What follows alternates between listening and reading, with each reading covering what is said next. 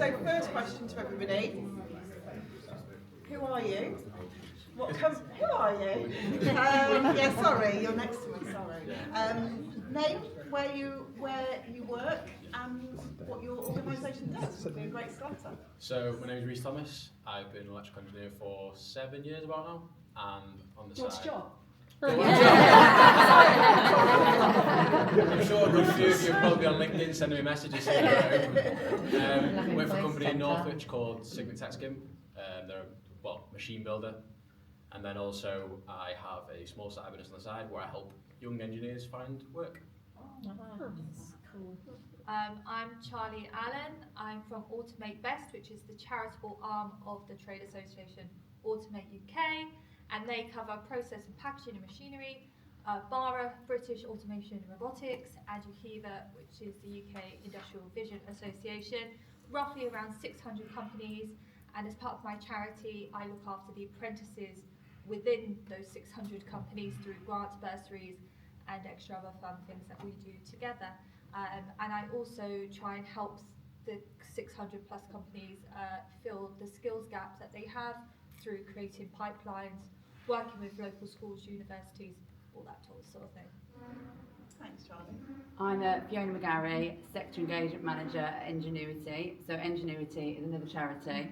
So EAL do qualifications, and Enginuity is the charitable side of that. So the profits from EAL, engineering manufacturing qualifications, go into Enginuity. We used to be known as SEMTA, so people probably know us previously as SEMTA.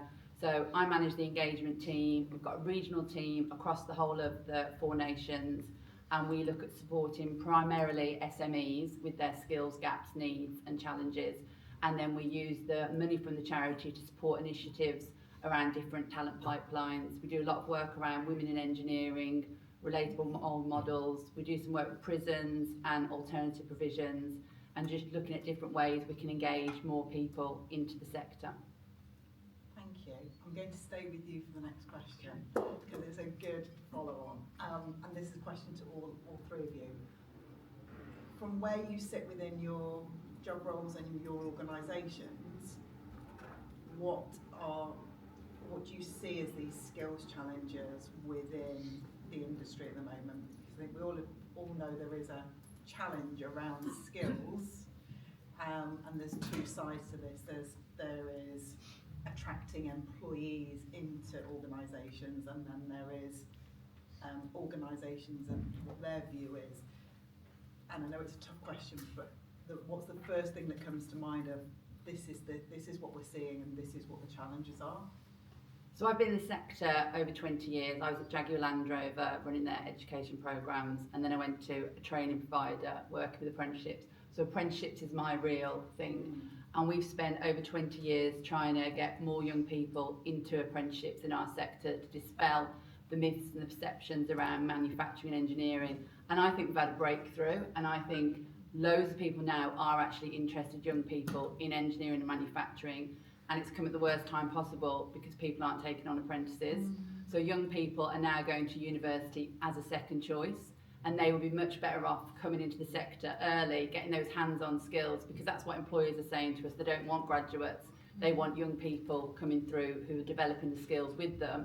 But unfortunately, since the budget last year, we found loads of our SMEs just are freezing, and they're just not recruiting in terms of that young talent.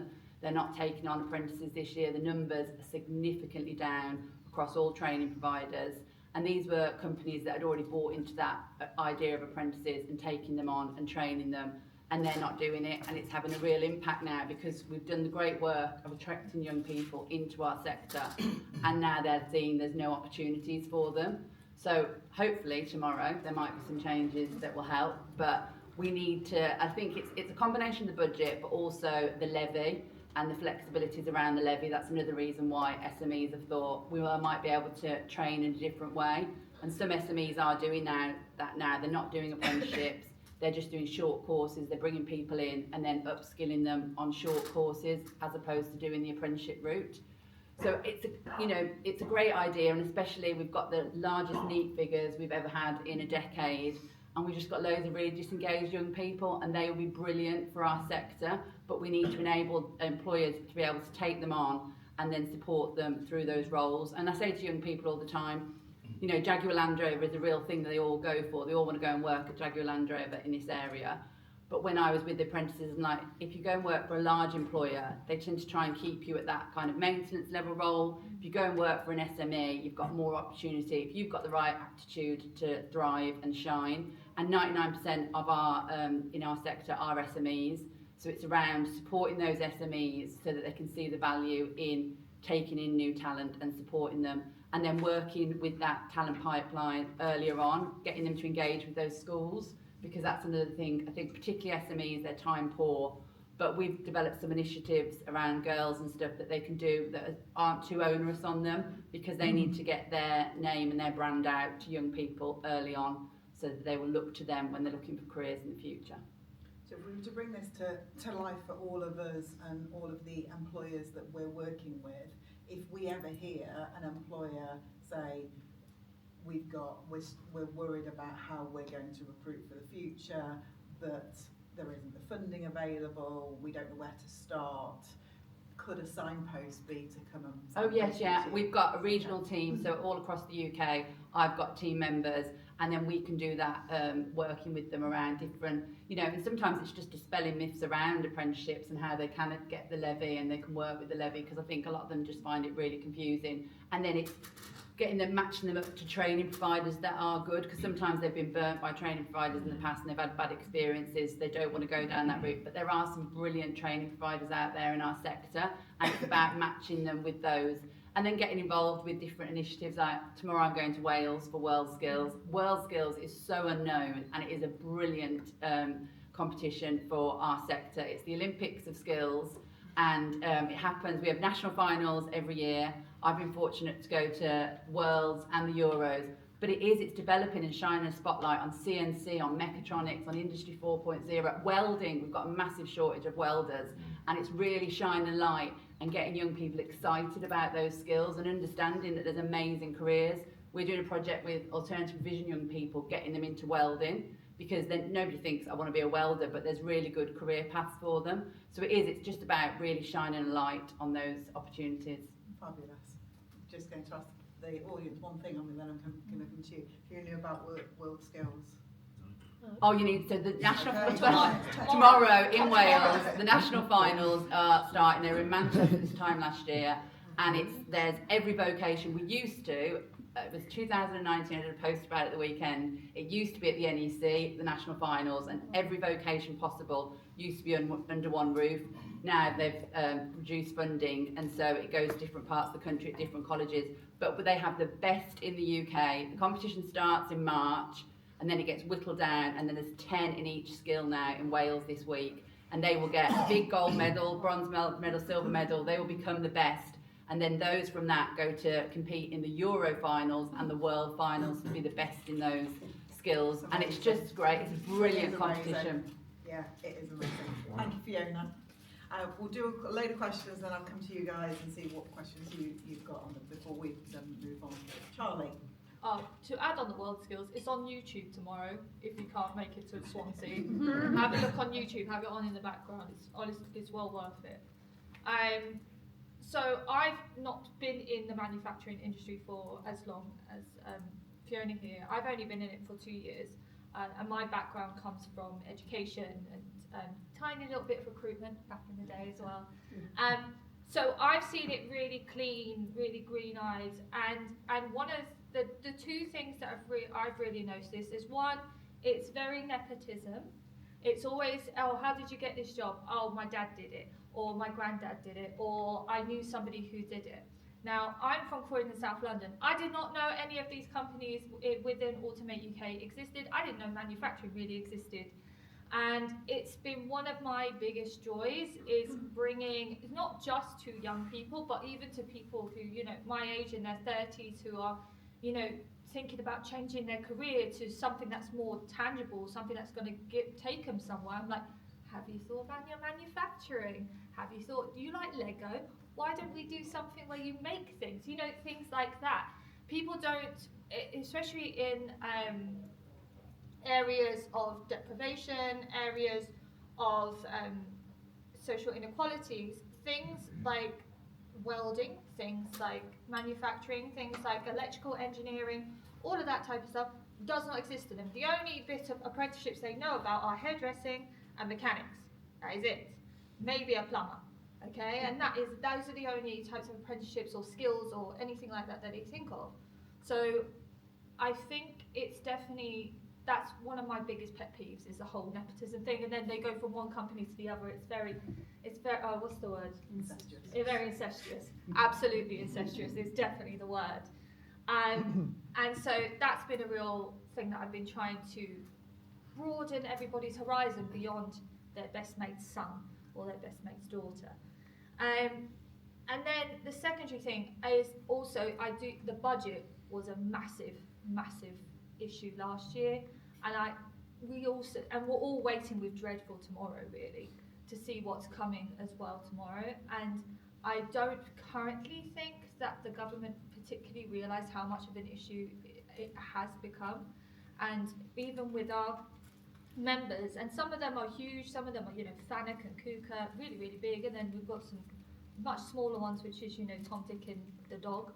And even from big and small, the budget has directly affected every single person within those companies, whether it is they're closing ranks, whether they've had to let people go, whether they've not been able to replace so-and-so who's retired after 40 years, and so somebody else is having to take on their role, and that has been a real strain on already tired work, and an already tired workforce, an already aging workforce. There was that quote at the Women in Engineering, in like 10 years, like a quarter of the workforce is retiring, and that's insane. That's insane. And they haven't got a quarter of young people or even people in 20s or 30, returners. There's nobody coming to replace that right now. So I think yes, the young people are starting to realise that manufacturing is probably where it's at and start to look at it. And we are also trying to tell them to look beyond Jaguar Land Rover. There's more. There's other ones beyond there. But also, I think other older individuals, not in their teens, are also looking at manufacturing as a job that they actually can do. It's something that they can learn new skills in, learn new things in, and they are also looking for that thing. But again, the employers are just not allowing them in because of X, Y, and Z. So that's what I see. Thank you. Rees. Yeah. Now you've seen so much, because you've seen it as an engineer and applying for a job, and you're working with young engineers. So I feel that I've even seen your list. Yeah. So now I'm like, what's the biggest barrier for, what are you seeing? So I started in aerospace for a company called Raytheon, massive defence contract in the US. And the one thing that I always saw was that you sort of go in, get paid well, that's what everyone wants, I suppose, at the end of the day. But there's not really any progression, and if I'm honest, I didn't actually know what I was doing as an electrical engineer. I expected a pile of wires, and then I had to kind of guess how they all fit together. And generally, that is what young people are seeing now. They'll get pushed down a route by the pushy parent, oh, you've got to do a degree, that's the only way, apprenticeships aren't good. And I've spoken to so many people now that their parents don't understand that an apprenticeship is sometimes better for that young person. And I had one lad who had his parents on the phone with me, and I had to explain what an apprenticeship was to that parent, because from their perspective, they didn't see anything outside of a degree as anything that could be glamorous. And as you say, there's a short of welders, it's not very glamorous, but I don't think companies do a good job of actually putting forward where it can take you. So a lot of companies will put the job adverts out, and that'll be enough for some people, and some people will pick it up and then that'll be good. But for people who don't have any idea about the industry, it can be a big problem when they're selecting those roles, because it might be perfect for them, maybe the ideal role, but they don't know that until they have a recruiter or the actual hiring manager from that company tell them this is what is involved. And there's you'll know Tom is doing a series, he is the founder of Engineers Insight, a series on what businesses actually do behind the closed doors. And so for students, when they finish their degree or they finish college, then what? I did a degree in electrical engineering, but I didn't actually know what the options were at the end of that. So for me, within my community, within the engineering compass, there's one lad and he did chemical engineering. And for most people, chemical engineering comes down to sitting in a lab, working through test tubes or whatever. He's actually in mining, and that's something I never thought would be something you could do within that sector. So it's those sorts of ideas where you can say, look, here's someone to speak to, or the right person to tell you what is involved within a job role, so that it becomes more real and more accessible to that person. And not only that, giving someone a roadmap of how to get there, so that the person that may on paper not be the most academically inclined, like I wasn't academically inclined, I couldn't sit and stare at books all day, but I had to find a career path where I could sort of put my mind to work, but also get that hands-on experience that allowed me to decide that was the career I wanted. Because for people like welders, it's not exactly, you can't sit in a classroom and get a real feel for what that is. So I think having the opportunity for employers to do things like open days and really push to open their horizons in terms of the hiring prospects, things like social media are now a big thing, and show new candidates what is actually possible. So it's that sharing of the story of what they it's opening the eyes of what's for. possible. Yeah. Just a follow-up question on that is the people that are looking for inspiration and these jobs, where are they getting their information? So unfortunately, like most young people now, all our information is taken in short bites. Sitting and talking for a couple of hours, sometimes you can listen to it if it's interesting, but if you're not interested, they'll switch off. I've stopped doing presentations for people because you go into a classroom full of people and as soon as you put a presentation up, right, my teacher's just done that for the past 2 hours, switch off, eyes go blank. It's getting people involved and being able to show them that what they idealise as a good career may not be for them, if that makes sense. Because for me, because I didn't like sitting in an office and staring at papers or computers or whatever, I thought that the only path for me would be like a maintenance engineer but then when I got my job that I do now as in a smaller company outside of a bigger company, I get to get my hands involved in everything. So it means that now I generally tend to, when people ask me the question about what's involved in a role, I'm not an expert in every single discipline of engineering. So I have other young lads that are already in the industry to show people that there isn't just a one set career path. You can take it as many different ways as you want. And for recruiters, I think a lot of them aren't as helpful as they should be. But for the ones that are, it's expanding that job description so that it can be useful to everybody, not just the people that are looking for that specific role. Ruth, sorry, just one sec. Gen Z and Gen Alpha are going to TikTok for their careers advice.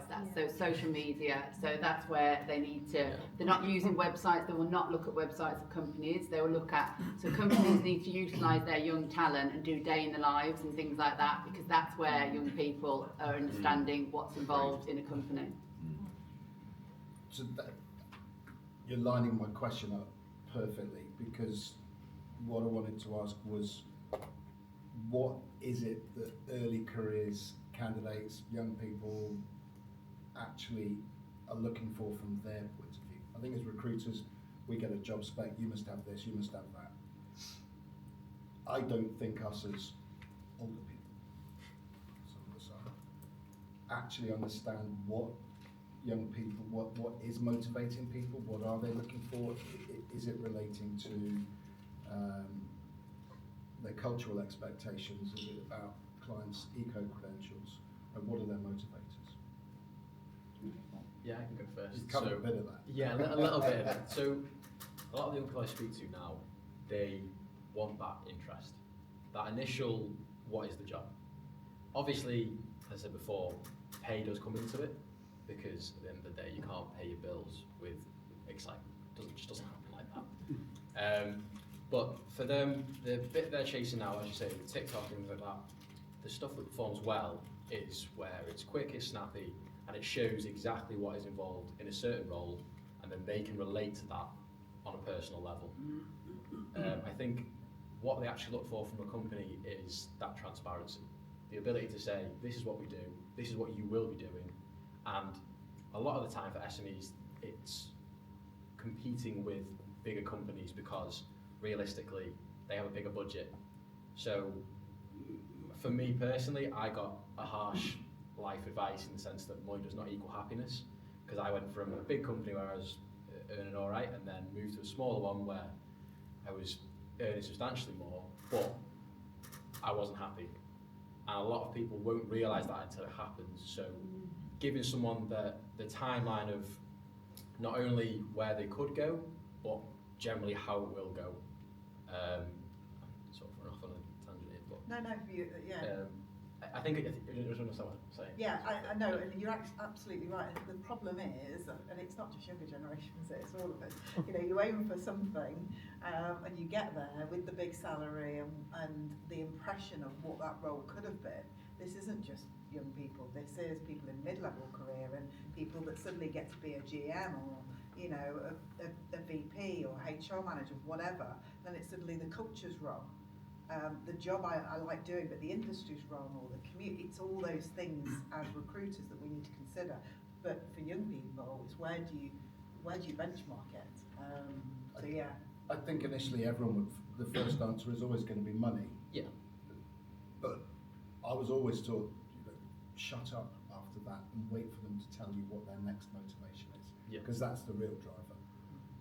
And they won't stay when they're happy. They're job hoppers. They're, you know, and that's a big issue we've got around women in manufacturing at the moment, is because we are attracting, there's brilliant initiatives in STEM and everything, we're attracting lots more young females to the sector, but the retention is dreadful, and that's why we're seeing a decline. And it's coming down in age. It was 35 to 45 where we were losing a lot of females, but it is coming down because those young females, if they don't feel the culture's right, they will move on and leave. Because, you know, and they need to be able to see diversity within businesses, they need to be able to see relatable role models. If they don't see that progression and they don't see females or other diverse people progressing within the company, they will leave, because it's no longer a job for life, it's a life of careers, and they, you know, they've got no loyalty to a company. It's about where they can see themselves. Any questions for the panel at this point? I'm good.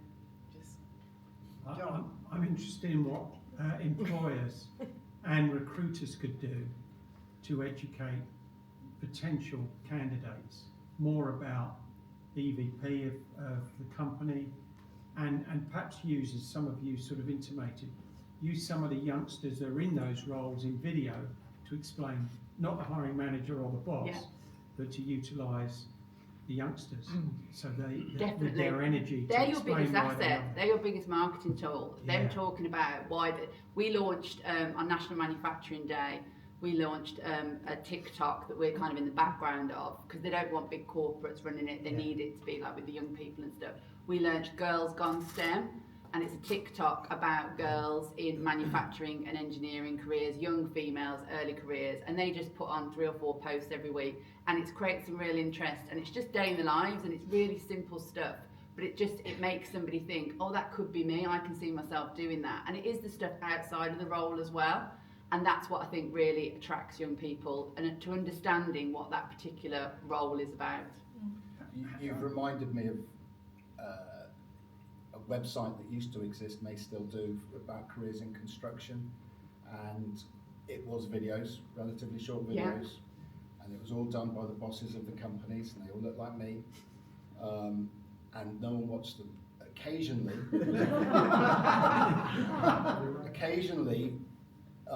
the boss was busy and they got one of the youngsters to do these videos, and they're the ones that got Yeah. watched. So I totally agree. Yeah. It has to be people that look like Yeah, them, yeah, totally.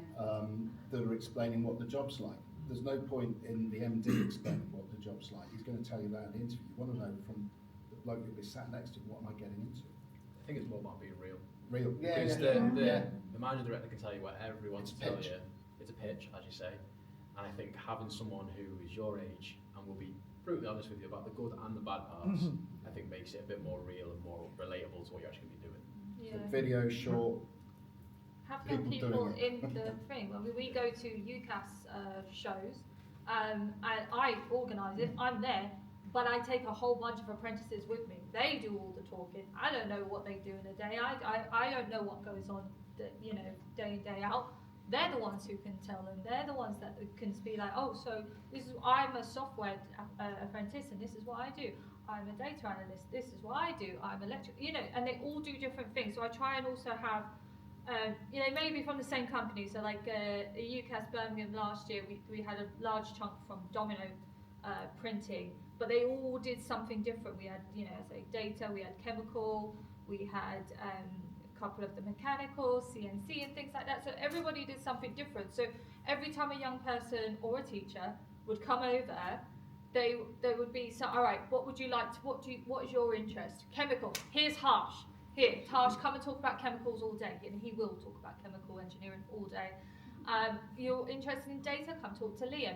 So, and what we noticed afterwards was the spike in website searches for Domino the week after went up by like 200%. Wow. Just because, and a lot of the kids came over and was like, oh, so I want to go into aerospace, I want to go to, you know, things like that. Well, and the young people were like, well, I thought that too, and I did apply, and some of them did apply to aerospace and JLR and things like that. But I ended up at Domino, and this is what I've managed to do. My friend who's got into aerospace JLR, they've not been able to do half the stuff that I've managed to do, and not go to events like this and things like that. And so it's really, I mean, I always say, any opportunity I get, this is very rare, any opportunity I get, I usually shove an apprentice in front. It's very rare for me to kind of be in the forefront. But it is that thing of young people are not going to go for jobs where they can't see themselves. It's that relatability. Yeah. Holly Hobbs. John. Holly Hobbs, yeah. check Holly Hobbs Holly out Hobbs. on LinkedIn. She's absolutely brilliant. She's got this, she's been doing it for a few years now, and she's built a business out of it, but she really explains to you how to attract those young people through social media. She's fantastic.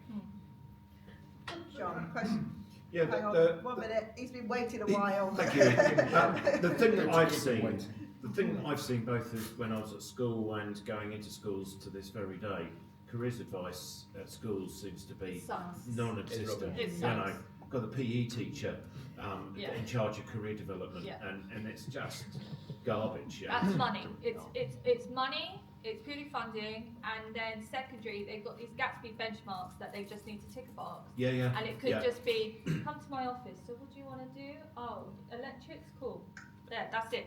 And I say I worked in schools, and there used to be a dedicated careers advisor, do all the work experience, things like that. Got let go. Why? Money. It's as simple as that. Can I just do a balance view on this? There is quite a few schools that have really upped their game. Yeah. Because they've had to, and they are being measured by Ofsted. So please don't let that be a barrier for you working with your own school. My view is everybody sat in this room, you should be working with your local school to showcase what is Absolutely. happening within engineering and Yeah. manufacturing. It isn't great, No. but it will never be perfect. But we are in an ideal position as recruiters to go into a school, and if you've not got 20 students behind you saying this is the work that we do, well actually you can stand there and say I recruit for these jobs and I have placed this person in this role. So I would say that. And sorry, and not just secondary, primary as well. Primary, It needs to be those yeah. It's multiple about 11 touch years points. old that kids start Yeah. to germinate the idea of what they 7. want to do. It's Work- 7, John. Work experience It's age Right. 7. is really big now as well, but I've always been anti-virtual work experience, I don't think, but I got converted a couple of months ago to SpringPod. I don't know if you've seen SpringPod. They do virtual work experience, and it is really, really good for those young people that don't necessarily have access to the opportunities. Jaguar Land Rover and a few others. But the other thing that they've launched, which I think is absolutely brilliant, and I'm putting on your post the other day, they've launched Doris, and it's a virtual. I'm not really into AI in terms of, I think we're getting to a point where AI is recruiting AI because everyone's using it. Young people are using it, and then big companies are using it, and they're not speaking to humans.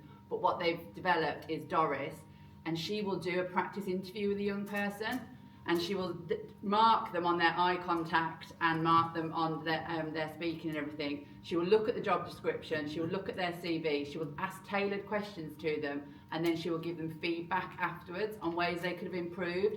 And I think for a really nervous young person, I've tried to do it with my daughter, she's not interested in listening to me and my feedback, but for her to be able to go away and do this and, you know, practice and get that feedback, I don't think AI should replace in terms of that initial interview, but in order for practicing, I think it's a really, really good resource for young people.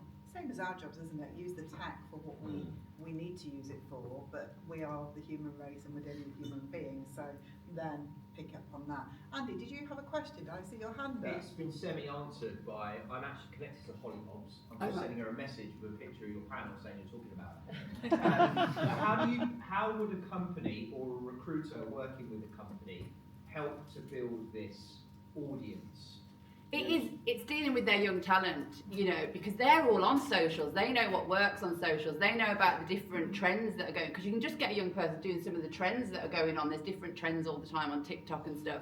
And it's just developing that content. And then it's you know, young people are seeing the brand then, seeing the different company and seeing people enjoying their work and everything. But it's utilising those young people that you've got. Give it as a bit of a side project and give them some time on it, and they will really see the benefits of it. The barrier I see, to your point, Andy, on this is a lot within SMEs. So when we're talking about big organisations and you taking big organisations to events and a group load of students, the barrier that we're having a conversation with SMEs is we don't have time, we don't have enough young people within our organisation, and if we're going to recruit an apprentice, it will be one, so they'll be very lonely and there'll be a disconnect. So my view, to bring this to life for our customers who all feel the same, is I think the charities that you work for can provide that group setting. So if there is an SME that's 50 or 100 people, for example, and they think, oh, we can't do that on our own, you can help. Yes, that's the thing with Girls Gone STEM. So no apprentice or early careers person's having to do loads and loads of videos, do a video every couple of months, and then it gets shared on Girls Gone STEM. So it just gives them, so they're just intermittently kind of showcasing what's going on. So yeah, there's those opportunities. So I think it can feel quite overwhelming for a lot of our clients in engineering, manufacturing, construction. This feels a massive task. So I think utilising the charities that are out there to bring it together, it's a little bit like they're doing for their members, like what we're doing for our members. We are all either solo, micro, medium-sized recruitment business. We can't hit everything. We've talked about how much we do on split business and how some of us have worked with some really big organisations. We can't do it on our own with 4 people within our organisation, but my goodness, we can when we all come together as a collective. Hi, John. Sorry, my question was that if we're trying to attract all these young people and they want to come in to get them into this industry, what are they doing? Where are they going? What jobs are they going into as an unskilled young person?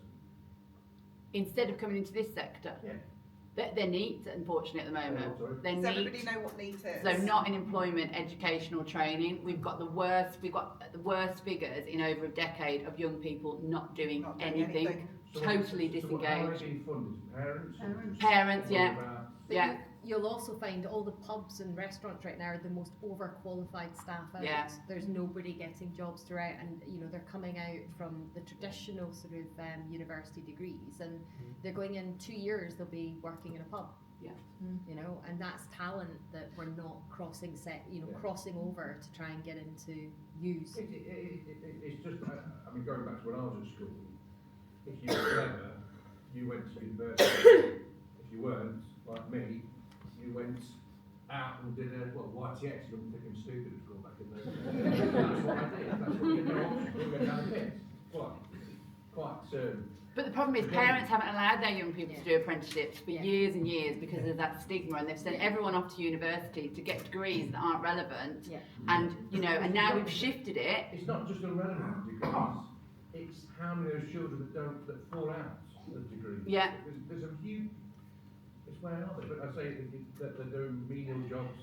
Yeah, or not doing anything. Yeah, there is a large number of economic inactivity, purely, I mean, I'll take my sister as a grand example. So she was a school refuser and didn't really go to school, but she did manage to get herself to university. But then once she got to university, got her degree, she then was unemployed for 3 years. And it's the wonderful thing of experience, God help that word, a bane of my life, is where the job description says you need to have and it would be even like barista work, you need to have 2 to 5 years worth of experience, and you're like, no. You can't get Saturday jobs or part-time jobs no anymore. Saturday jobs, no part-time jobs, even paperboy jobs are very, like, and that's being stereotypical paperboy, but you know, those jobs don't really exist. People are not buying, newspapers anymore. And even, I mean, my first job was working in McDonald's. A lot of young people's first job was working in McDonald's, but even now, trying to get a job in McDonald's is actually really quite tricky. And basic manufacturing jobs, a packer or there's no skills there, but they're still not coming in, are they? They've become really disengaged, unfortunately, and I think it's a lot of it to do with the secondary education system, which is totally broken. We're not allowing young people the opportunity to develop those vocational skills. So at 14, when they choose their options, they're just sat in a classroom becoming more and more disengaged, which is why APs have got the biggest waiting list ever at the moment. For those young, What's an AP? an alternative provision. So young people, alternative provision. So young people who are disengaged at 14 to 16 or at risk of being excluded from school can go to an AP, but they're nurtured, they're given those vocational options. A lot of them do motor vehicle and construction, and that's why we've started to introduce welding into those provisions, because when those young people get that light bulb moment and they are able to develop those hands-on skills, they will fly and they will flourish. I'm a governor at an AP, and we had none of our young people NEET for the last 2 years because of the extra support they're given, but they just get lost in the secondary education system. They become school refusers. We've got the highest number of home educated because they're just not working. Our secondary education system is broken, and then that is what is encouraging more and more NEET. Because if you're just told you're a failure for those final 2 years at school, you get no GCSEs, you're broken at that point, and that's why we've got a real issue. Yeah. Getting eventually. Fairly quick one, but it seems to me that apprenticeships have really moved forward, with far more degree apprenticeships now. Good thing. Parents are saying don't do it, go and get a degree. Degrees, have they moved forward at all? no, they're always 5 years behind. But in any sort of education, all education is 5 years behind. I'm currently on like 3 different boards to try and get automation degrees and colleges into place. It's so slow. It's so slow.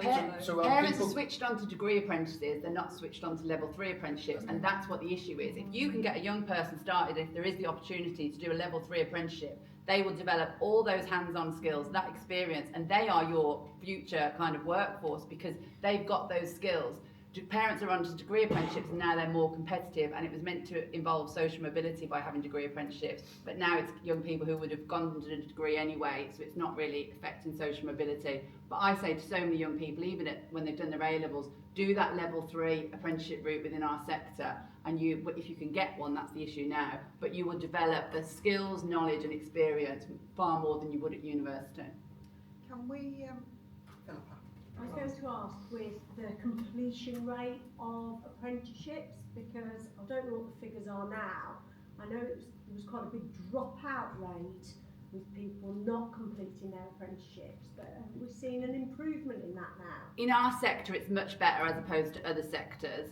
But the issue, unfortunately, at the moment is there's lots of SMEs that are letting go of their apprentices because of the budget challenges and things like that. So that's a lot of the reasons for the completion rates.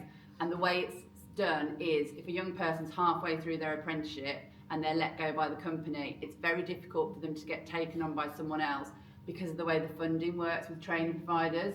They won't take on someone because in engineering and manufacturing, the funding's front-ended in terms of the delivery, but the funding is done, so it doesn't work out well. So that's a blocker, and that's what we're doing some work on to make it so that young person can complete their apprenticeship because they've got all the skills, but it's finding a provider that will take them on.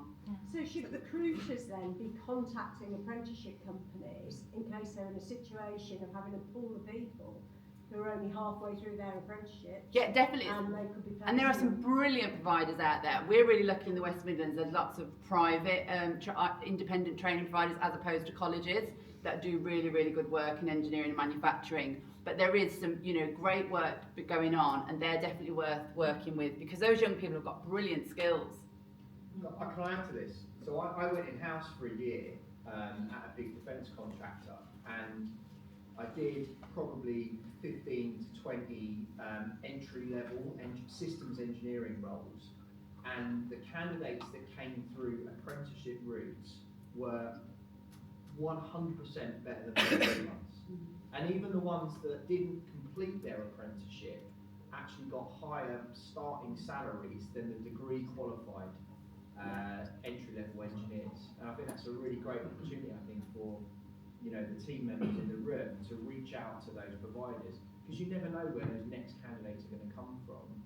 I think it's a really, really good And they opportunity. learn so much on that level 3 apprenticeship route. They learn from the basic. They build. They try all the different. They're doing CNC. They're doing CAD. They're doing welding. They've got a real, broad spectrum of skills. And get involved with those world skills young people as well, because they are going to fly with their skill sets.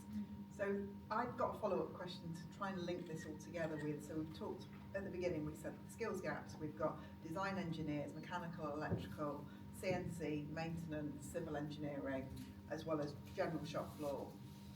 My understanding is that there is a lot of young people that complete their degree and can't get a job. So the number at the moment of engineering students that are coming out of university and might even have done work experience and then a year out, I believe is quite high. Is that still correct? Yeah. Yeah?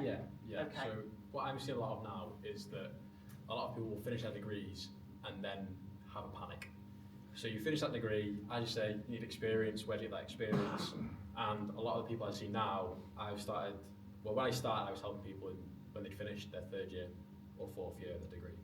Now I'm looking at 1st and 2nd, because it means that I can then push them to do things like internships, go see the open days, go and see what the jobs that they're looking at actually do.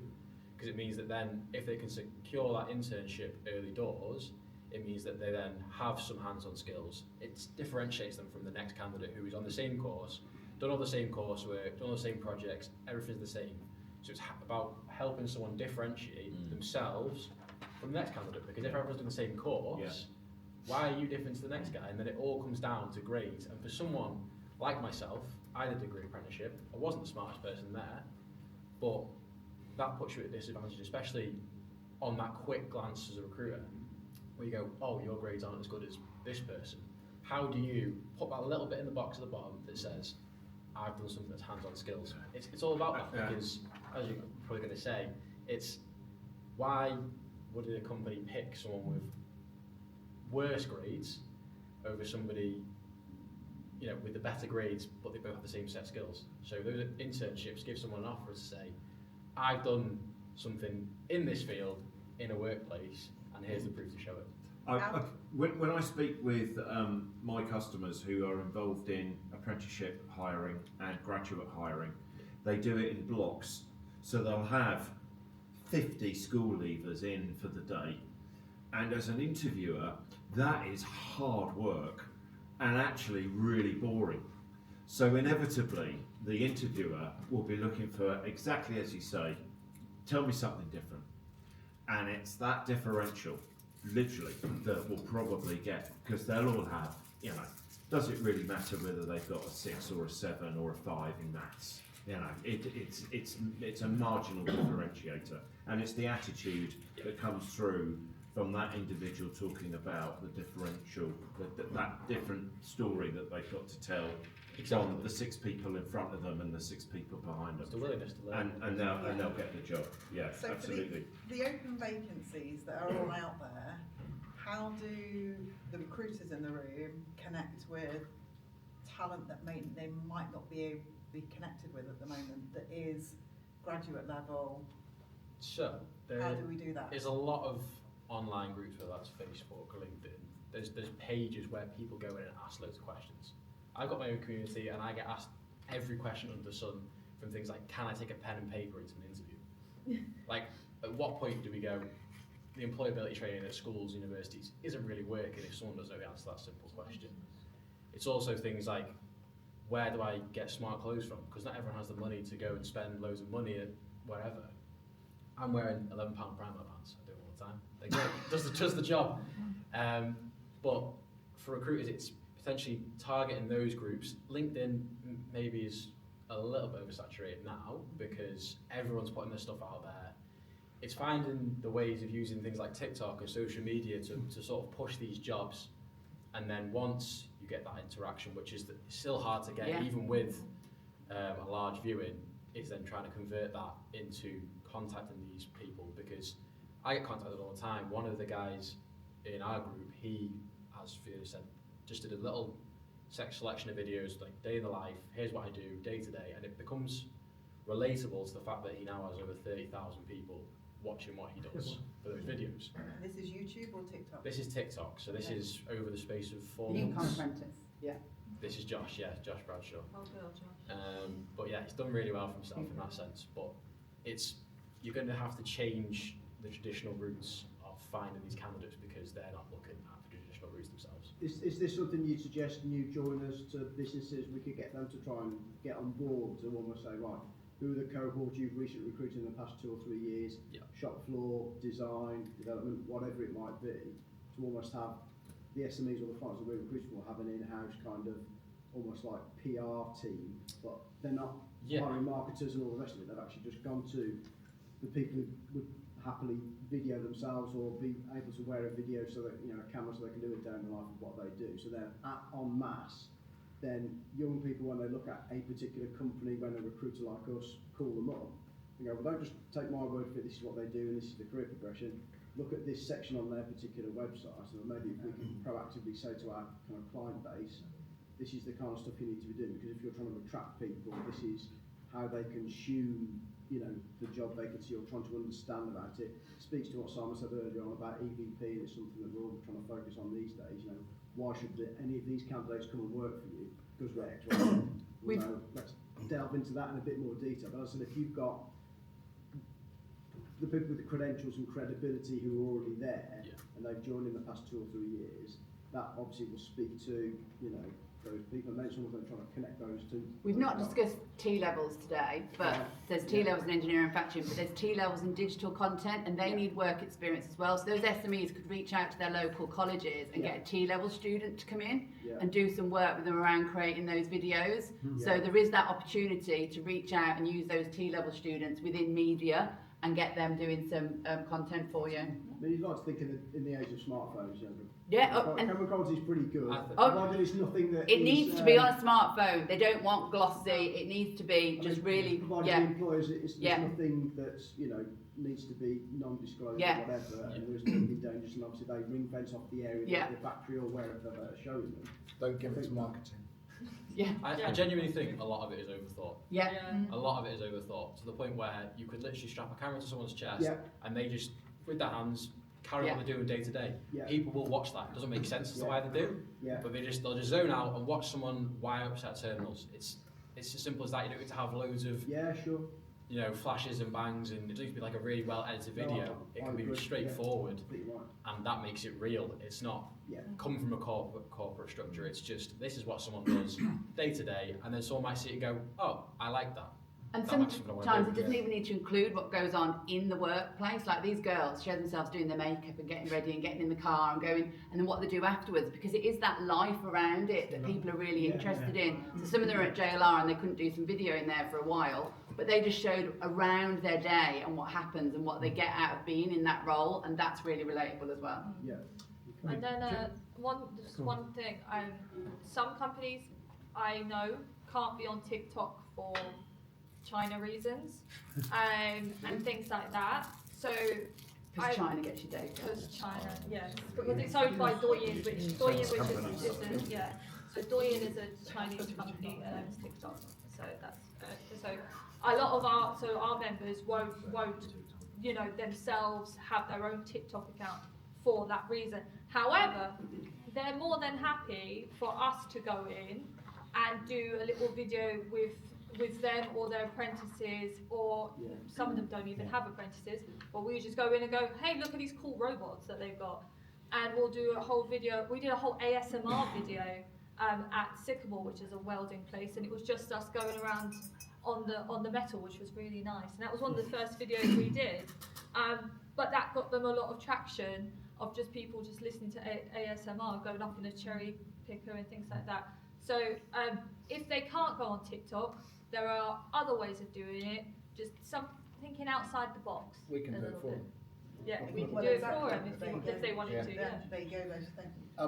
There's one other that I thought was quite a key area that I'm surprised hasn't been brought up yet, which is the whole environmental aspect.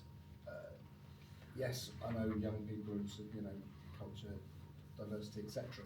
But they're far more aware of the environment and planet and what have you.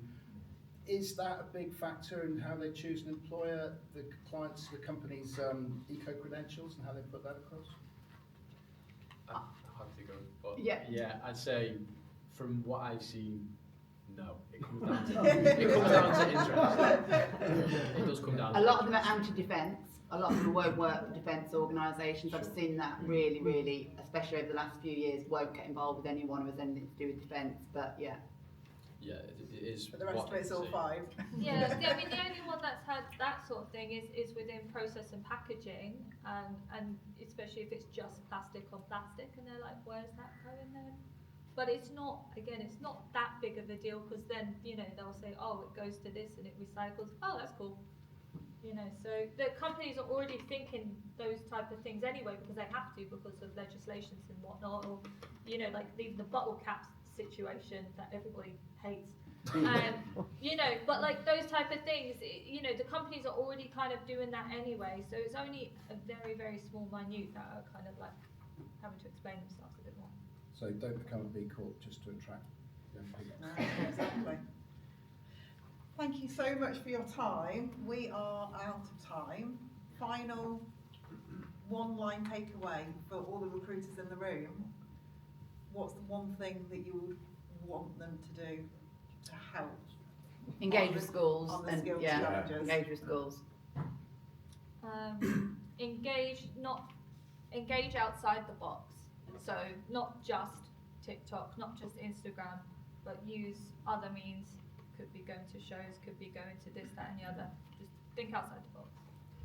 I'd say build a level of support that people actually trust you, rather than just being on the edge.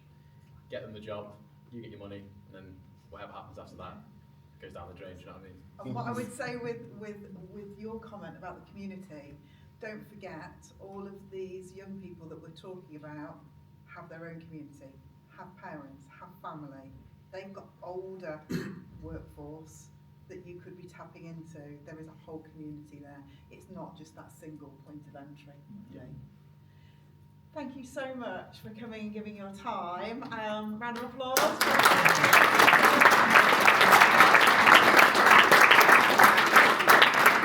Coffees are served at the back. We will then go into roundtables. There is agenda topics on your table, breakout topics, sorry. There's quite a few. Can I just have a bit of a show of hands of who would like to talk more about what we've been talking now? Is there a follow-up on that? Just a quick show of hands. Okay.